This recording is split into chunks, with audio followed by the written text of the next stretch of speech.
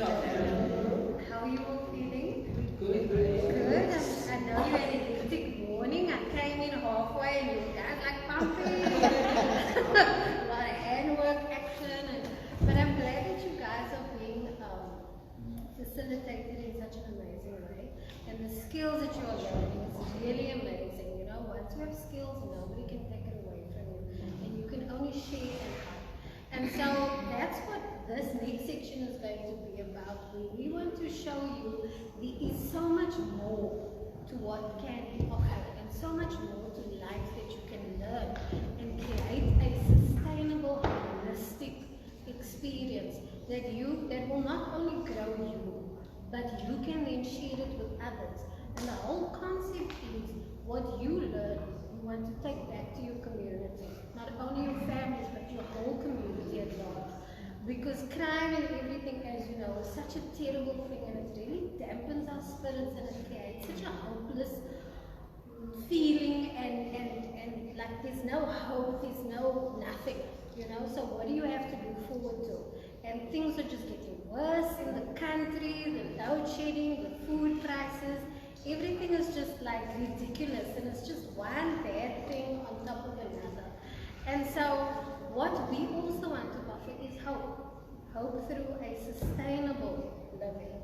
And this, what we are going to share with you now, will open your minds to see and understand how you can incorporate these different skill sets to take back to your family, take back to your community, to create a reimagined community. So that people in your community can then have a more positive outlook, and then it will have a ripple effect. You know? So if one community can start a happy vibe, it will filter out to the others, you know, and hopefully we can then help with things like crime, because everything starts in your mind. And what you think, you live. And what you live, others see. And they will then want to aspire to be like you. So I hope that you will be great positive ambassadors and that you will take a lot from what it is that we're going to share. It's just very short snippets, but I hope that it will really resonate with you and help you to grow and as you go out. So we are going to have the urban guru. His name is Ricky.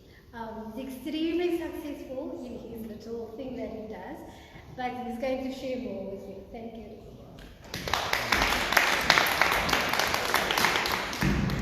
Good afternoon, everyone. Hello. It's a good. We're recording. Did I sign a copy? It's so good to see people coming out the last or the week before Christmas to come and be here and spend their time, which means lots of sacrifices have been made. And thank you, sir. You're the only male here. Sorry. Thank you so much, gentlemen, for being part of this. It's really appreciated. I understand that females are they say if you something is like a rock, strike a rock, strike a woman. Oh yeah, strike a rock, yeah.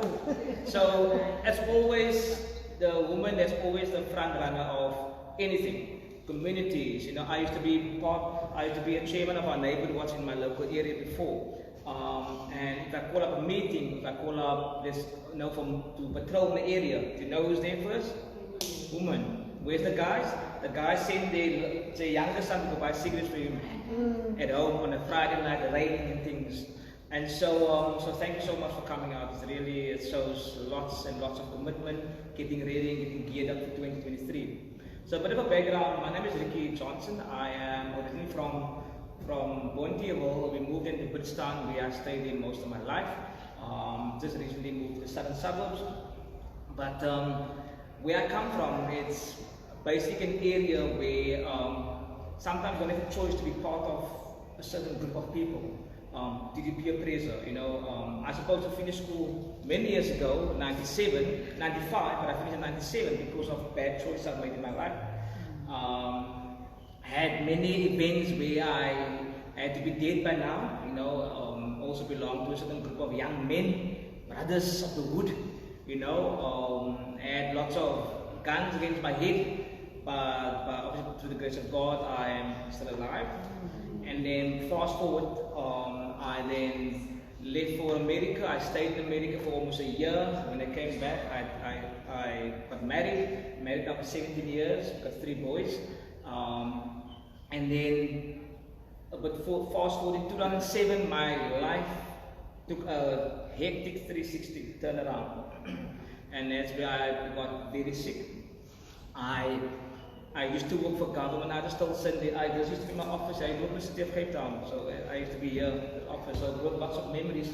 So I used to work for government as well, and I worked in a very high intense department of government, and I became very ill and very sick. And the hospital only discovered that I had a peptic ulcer that was busy eating me, busy dying. So the ulcer made up 4 holes in my stomach, and didn't I come that day, then I'm dead. Alright? So they cut me open. So every Easter, I just lift up my t-shirts and tell my family, yes, I'll cross branch for you. Because they cut me across like that. Between 2007 and 2011, the first week when I got sick, I lost about 30 kg in 1 week. So, and that time I had dreadlocks, so people thought I was on drugs. I was on, all drugs. And yeah, I weighed up 40 kg. I was walking skeleton. I had like pipes in my nose, pipes in my stomach, like a meter off here in my stomach. I was crazy. And so what happened is, moving forward, is that in 2011 again, I went back so I had many operations. I'm going to cut the long story short. Many operations. They couldn't understand why I lost weight. Why they looked at AIDS, TB, cancer. They somehow made up another disease as not even that. They can't understand. Even the doctor said, sure, I don't know, but you were somehow good Samaritan, you something about you. Something special, yeah. Well, a couple of years later, I'm still standing here. So, my background is, I'm 20 to 25 years in training and development. So I do facilitation. I'm a qualified skills development facilitator, qualified coach and mentoring, qualified facilitator, and also professional photographer by profession. And at the time, I didn't have matric. Right, so I had to do my matric again because I failed my matric. And when I received opportunity in 2012 to do my matric, I grabbed it with both hands because that's one thing I wanted to do. Do my matric. I mean, when I finished my matric the first year, obviously I didn't know I failed. I went to apply for colleges because I wanted to be different. I wanted to study cosmetology. You know, it's cosmetology because my results was obviously I failed. And then I decided, you know what, I need to have a goal. I need to have a matric because that's the only thing I need to have right now to get a matric. In 2012, I then received an opportunity by an organization called R Labs, where I was part of the initiation of that organization, which I did my matric. And at that time, they told me, so Ricky, you can only do 2 subjects per year, which means in 2015, I will then have my matric certificate, which I didn't want that. And I said, okay, give me all the subjects. And I said, no, but you've got only 3 months left to do whatever you must do. So bring it on, I'm going to take it on. I even asked for an extra subject, make up a subject, I want to do it, you know. And so, yeah, so in 3 months' time, I've done a matric, and then I passed on matric with a B+, I think.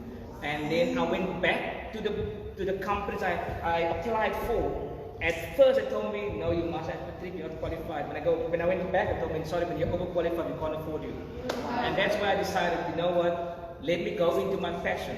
And my passion is people. So I believe in investing in people, particularly skills, right?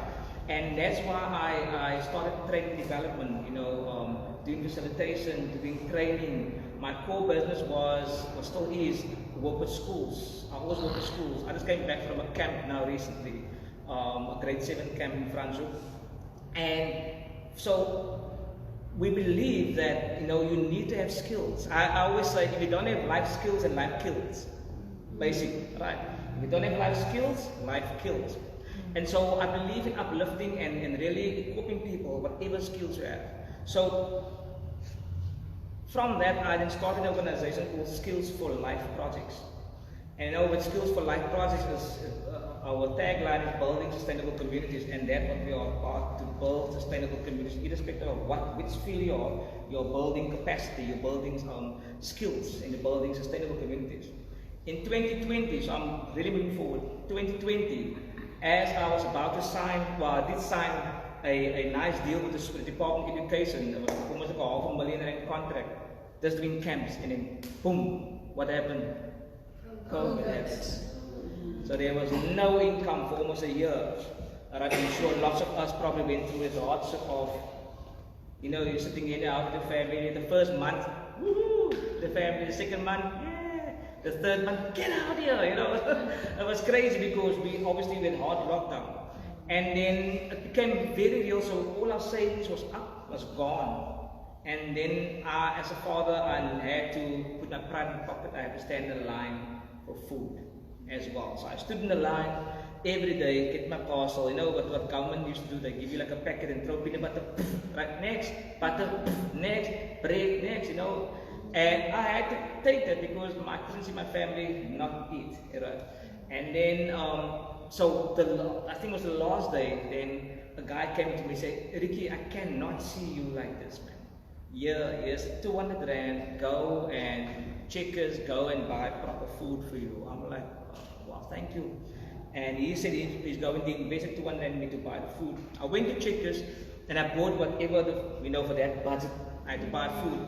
And as I was about to leave Checkers, the cashier called me, sir, don't forget your little seed in the garden. I don't know if you guys remember that, when Checkers used to give you like a little thing.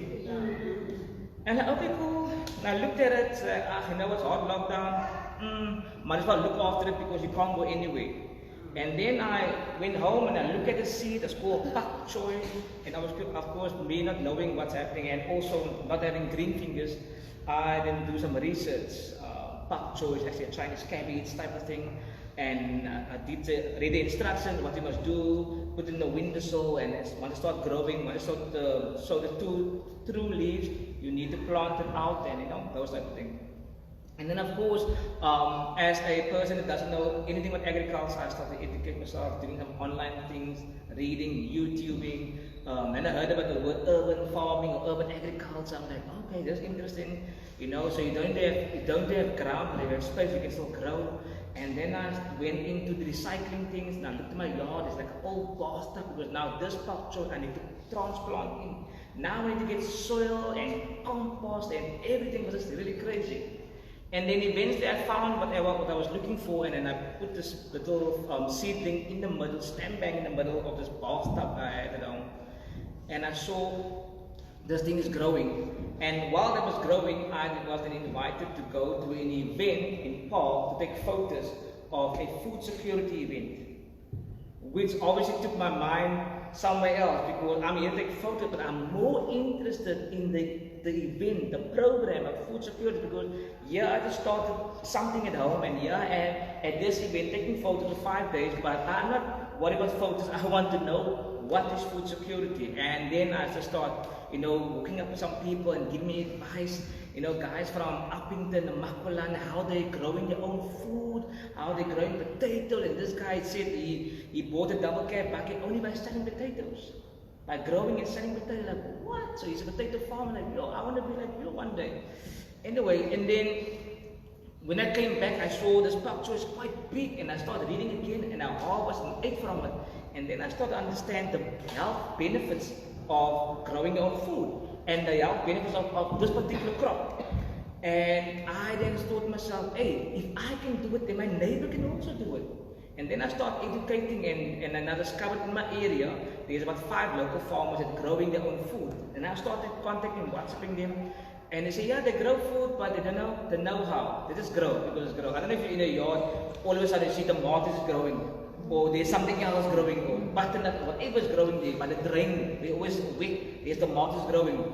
And then I thought, okay, and because I've done some online research and studying, I thought, okay, let me educate them, to help them. And as I was teaching them, I always taught myself.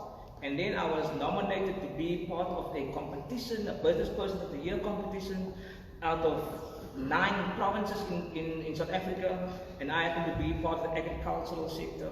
And then November last year, 2021, I won that category of being the only person that won a category in the 9 provinces. Like, okay, wow, cool. And then I started to educate more people about. Then we started WhatsApp groups, and then we got like people coming and really want to grow their own food, asking advice and things. And I posted my stuff on Facebook. This is not before. I just did it because I want to inspire people. And then someone posts on Facebook, they WhatsApp me, they message me, hey Farmer Brown, hey Farmer Johnson. And then someone said, so I said, no man, Farmer Brown, I'm not Farmer Brown. Because I live in an urban area, then I told myself, look, because we live in a diverse country, I told myself, okay, let's do it the urban pool. Let me start something, the urban pool, and start people are calling it the urban pool. And then I did some research with different colors, like nothing political, not the colors, nothing ANC, nothing DA, nothing. It just means different things for this organization. It means growth and where you're going to right now, right? And then someone took photos of my dirty hands, and they took my hands and made it into a logo, like into a tree, where we help people up, and I came up with the logo called Let's Grow Together as a community. And in July 2021, I then started this company called The So ever since the first crop, I started to grow. Today I'm growing over 50 different types of crops, 12 projects. I erected 2 tunnels already in schools. Growing like crazy. I make my own chili sauce, make my own ginger paste, make my own pesto sauce as well. Doing training for people, educating people about growing, how to grow your own food. My core business now is I grow seedlings. So I grow from seed to seedling and I sell it. So I have a nursery in Bridgetown area where I have my hub, my tunnel, where I have an area of almost 700 square meters where I'm growing on. And that's one in Bridgetown, one in Athlone.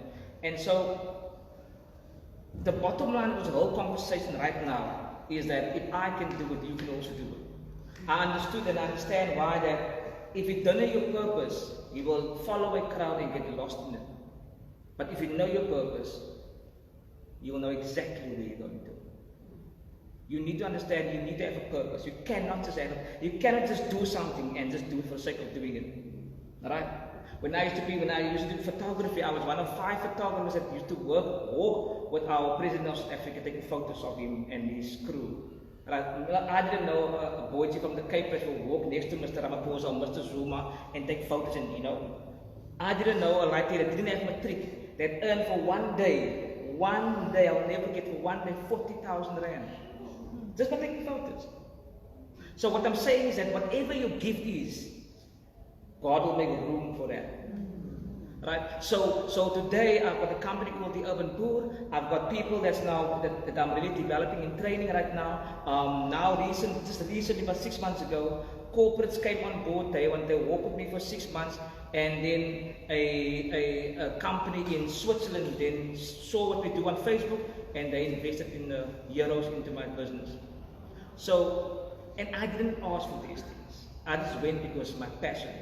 Agriculture is one of my main things. I mean, I don't do photography. I do photography not as much as I used to, but agriculture grew on me, and I'm still learning every day, right? But it's not about agriculture. It's about the passion for people. So anything I use, whether it's photography, so I teach photography also. So whether it's about photography, agriculture, whatever, for me, education is key. Knowledge is power. And I always told myself that I don't want to have a lot of knowledge and not share with people. It's about sharing knowledge. So even today, after what you've learned today, you go and share and pay it forward to the next person. So once you're going to start growing and starting your own food, I mean in 2030 you can already understand the food prices going to be so sky high. They were saying now recently that the world is going to look at South Africa as a food basket. What does that mean? It means that all of you must grow your own food and be a local supplier to the next store, or to the next Pick n Pay, or to the next Woolworths. They cannot have me. I cannot do it alone. Unfortunately, I can't do it alone. You need people to be sustainable, to live a healthy lifestyle, to have that sustainable living, and just to secure yourself. That's what they call it, food security. But Ricky, what do you do when we have a food insecurity? You need to plant. Save your seeds. If you chop up the onion, the root part, don't throw it away, put it in water, let it grow reroot for a week, plant that, have a new onion. Don't throw your potato peels away, put it somewhere in a compost heap, you will see a new potato start growing up. Grow your own food, and guess what? It's all organic. All organic, and we need to live. COVID taught us a lot of things, that we must live a healthy lifestyle. So I'm here, the Urban Poor, just cultivating our communities to grow with nature. Thank you so much.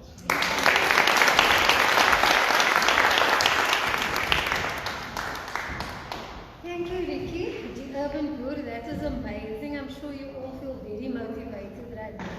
He's very humble. Also has his own little radio show on Bush Radios once a month, right? Every third Wednesday. Yeah, teaching, speaking about farming, and so he gets community leaders and everybody involved. That's actually how we kind of connected. I was directed to him one day through CEDA, I think, or something, and then he was like, "Oh, would you like to join me on my radio show?" And I'm like, "Sure." And then that's where we met, at his radio show. So thank you for that experience. But what I'm going to say adds and talks to everything that Ricky has been saying. If you look at what is happening in the world, it's not only the crime and so forth, but it is also, like you said, food insecurity. So what COVID has translated, so to say, to the whole world is that there's now this ripple effect where there's problems with food, there's problems with the economy, there's all kinds of problems, and it's not only isolated, but it's now a global issue. And so we need to do some introspection to see what can we do to help sustain ourselves. And once we start helping sustaining ourselves, we can then help the next person and the next, and then we're sustaining our communities. So we don't have to be victims. It's all about being a survivor. So it's not only about surviving the crime that is being imposed on you, but it's also surviving life in every single type of way. So now you need to look at life in a holistic way. So how do you do that? Like Ricky said, you need to start thinking of securing your own food, growing your own food garden. And I know for many people it's a very far-fetched concept, because who wants to grow their own food? But if you think about how it will change your life, it will be an amazing thought if you just try to think outside of the box. So changing your life is not only by providing food, but it's changing the way you look at life, changing the concept of how you used to think, how you used to do stuff. Now there's a whole new scope of things that you can do and can achieve. So part of the program that we want to do is that we want to open that avenue up to you. So yes, you are planting your own food garden, but we're taking it further.